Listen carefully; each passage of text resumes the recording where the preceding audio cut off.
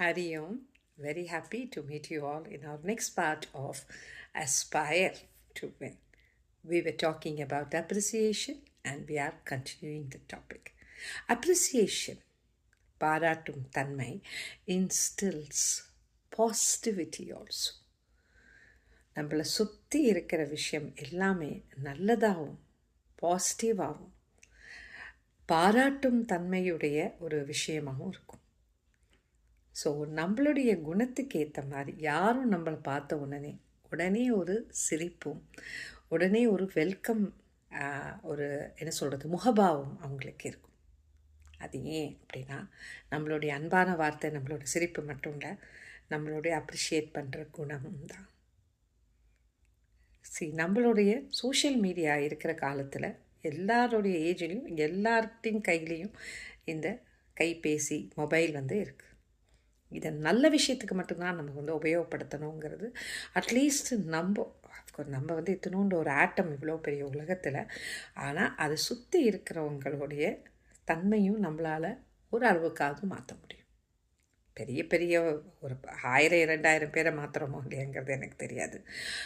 ஏன்னா when we see only the good things, இப்போ social மீடியாவில் பல பேர் it may be a very popular artists or sports people, or it may be TV anchors, or it may be just starting their business, women entrepreneurs, or யார் வேணாலும் இருக்கலாம். யாரை பற்றியும் அவதூறாவோ துச்சமாவோ சீப்பாவோ பேசாதீங்க.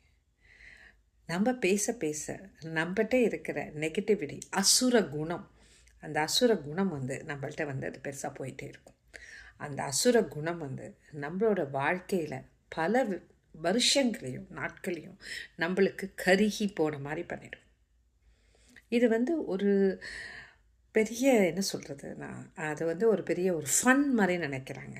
But it hurts people and I don't think so that is necessary. So நம்மளால் முடிஞ்ச வரைக்கும் எவ்வளவு முடியுமோ அதை நல்ல விஷயமாக பண்ணுங்க. சுமாராக ஒருத்தர் பண்ணியிருந்தா கூட உனக்கு என்ன, அதை பற்றி ரொம்ப நல்லா பண்ணியிருக்கீங்க, ரொம்ப நல்லாவே இருக்குது, நீங்கள் ரொம்ப நல்லா பண்ணுறீங்க அப்படின்னு நீங்கள் சொல்ல அவங்களுடைய அடுத்த எஃபர்ட்டோ நம்மளை 4 பேர் பார்க்குறாங்க, நம்மளை அப்ரிஷியேட் பண்ணுறாங்க, நம்ம இன்னும் நல்லா பண்ணணும் அப்படின்னு அவங்களே நினைப்பாங்க. அது அவங்களா யோசித்து பண்ணுறது.